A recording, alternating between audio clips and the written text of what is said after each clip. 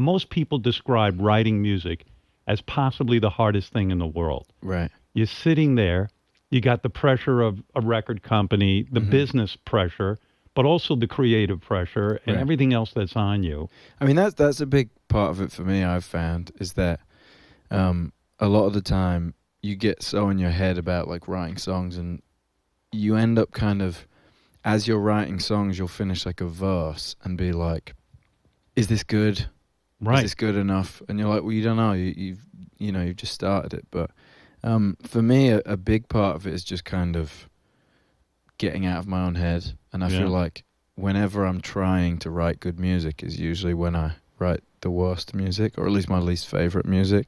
When you come from a band like you did, there's a certain safety there, right? Because when you're with the band, hey, you don't feel, you feel protected in a way. Mm-hmm. So when you go solo and you start writing, it's a whole different vibe, right? Yeah, I think it's kind of like, if there's a song you don't like or something you don't like, in your head, even if it's like a subconscious thing, you can kind of be like, yeah, well, that wasn't really my choice, or, you know, that kind of thing. And then, I mean, it's definitely putting, obviously, more of yourself out there. But that's kind of what's exciting. When you were writing the new album, you said you were sitting and listening a lot to Ram, the Paul McCartney album, which is interesting to me because that album, Ram, wasn't considered like one of Paul's biggest or the best, but with the sense of history, it's a fucking great album. Right. Ram. Yeah. So what happens? You listen to that, and is that what gets you stoked? You go, I'm going to make an album as good as Ram? I kept thinking like, I don't want to make fun music, and a lot of that was a subconscious thing. I just didn't really want to make like I just didn't want to make the same music that we were making in the band.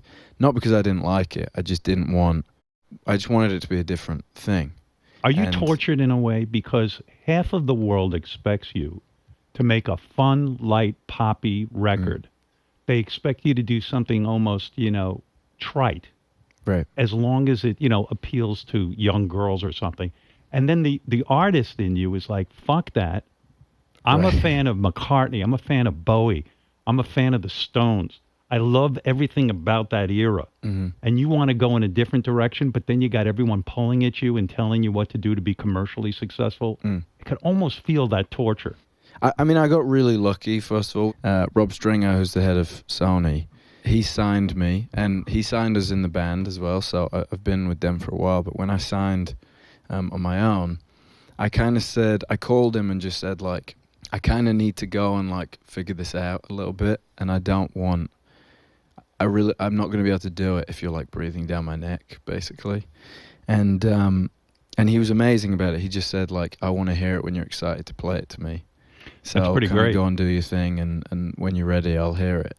So he came when the album was basically finished, and I think he was shitting himself quite a bit because he just hadn't heard anything the first time, and I was playing him like the finished album. Right.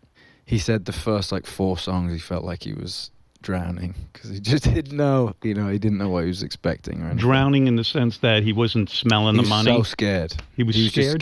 Just scared. He was like, I don't know what he's about to play me. I don't know what's about to happen type thing. And then he relaxed as he listened. Yeah.